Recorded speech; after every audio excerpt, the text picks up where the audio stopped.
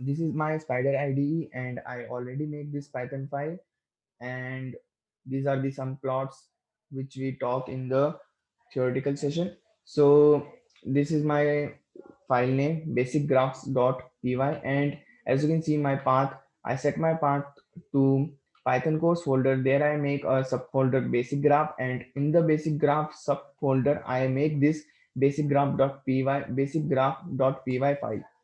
So let's start with the coding session. So here I'm importing the libraries which we're going to use in our session. So basically we're going to need NumPy, then we're going to need Matplotlib, and then we're going to need pandas. If you want, you can just make the graphs by using the Seaborn and Plotline also, but here I'm using the Matplotlib because I'm going to make only the basic graphs, that's why. So first of all, let's make the histogram. As you can see, we have these number of datas, and we have a range 0 to 100, and we have to make 10 bins. So this is the three data that we need.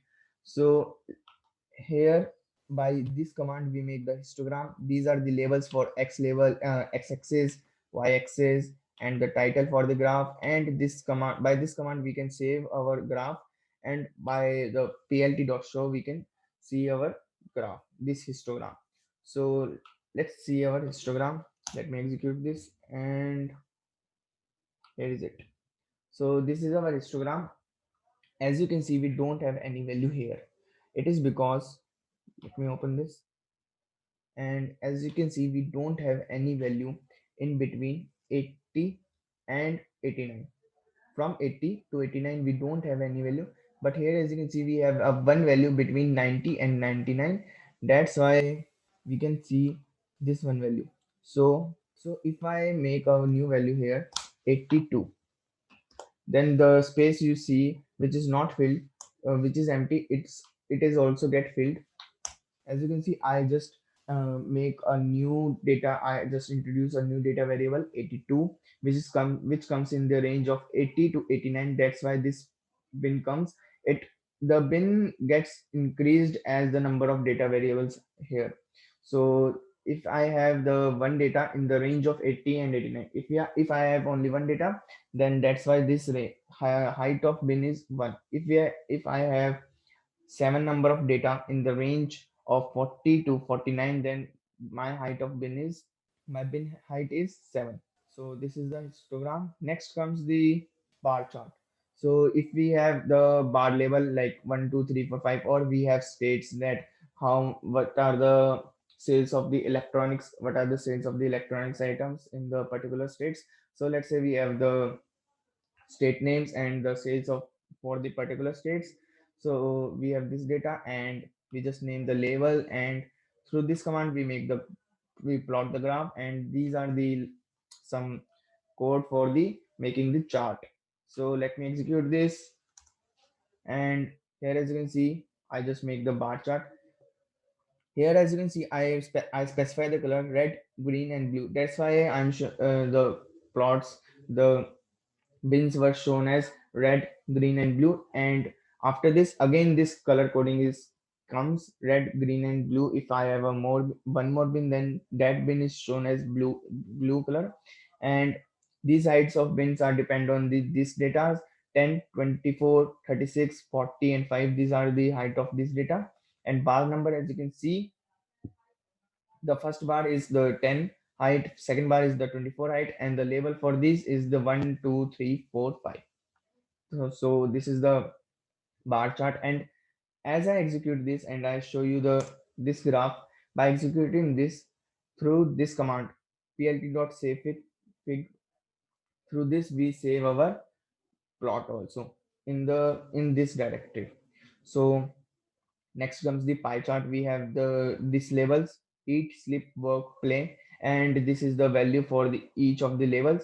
And we just specify the colors for each of the pie. And through this command, we make the pie chart: labels, slices, colors, and start angle is 90, and shadow. Yes, we want a shadow, and explode. Through this explode, let me first show you what is this explode is looks like. So if I just make here, as you can see, I just write explode, Here I make specify the explode 0.1. That's why this is explode. This is far from the mean pi as value of 0.1, and I specify the value explode is 0.2. That's why this part is 0.2 points away, 0.2 length away from the mean pi. So if you increase this value, this part of the pie chart gets away from the main pie, that much distance. So this is all about the pie chart. Next comes the box plot. Let me, this needs some data visualization. So see here, we have the data 1, data 2, data 3, all have values 200, 200, and 200. So if we have a range of data and we have to just plot the box plot, so we just combine all this data, and by this command we make the box plot. So let me execute this. As you can see, we have only one value as an outlier for this second data. This is our data second, and as you can see, we have 200 values. Most of the values of 200 are lie in this range. Only one value is at this point, and rest of the values are in this range. So that's all how we can read this box plot. Next comes the line graph. I just specify the two lines. X1, X2 are the coordinates for that line. Next comes the line 2. X2 and Y2 is the coordinates for this line 2. And by just writing plt dot plot x2 y2 plt dot plot x1 y1 label, we specify the line label. And by just writing these 4 to 5 lines of code, I just make a line graph. So this is how we see our line graph. And if you have some different values, you can just specify your values in the list format or the array format, and you can just specify those values in this plt.plot, and your line graph is gets plotted. Next comes the scatter plot. It is same as the line plot. On the only the difference in between these two are the line plot join the all the coordinates, scatter plot just point out the coordinates on the graph.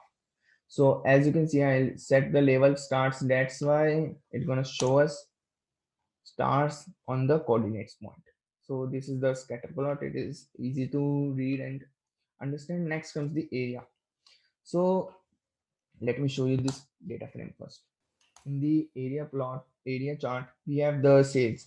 We have day one, we have 3 sales, number of visits 10. Let's say we have a store and we have to see the area chart for the sales and the visits. So in our store, 10 persons were came. In our store of anything like electronics or any store, so there, or like a ration store, there 10 people were came, and from those 10 people only 3 persons were buy something. And next day 5 persons were came and only 2 persons were buy something. And next day 11 persons were came but only 3 persons were buy something. So according to day wise, I want to make a area chart. So for that, I just write ax is equal to df dot plot dot area, and we just specify on which value we have to make the area plot. So I just specify x is equal to day. So just by writing this, when I execute this, I get my area plot. So this is how my area plots is look like. I have this number of sales and I have this number of visits. These are orange part is the visit, as you can see from the legend, and this blue part is the sales, as you can see from the legend. So that's all for the area chart. And these are the charts which are basics and which we're gonna need many times. There are many more charts, so you can just do R&D and search for more charts and try to use your own data sets and make graphs and charts and plots on that data sets. So that's all for the today's session. Thank you. Bye bye. Take care. Stay motivated and keep learning.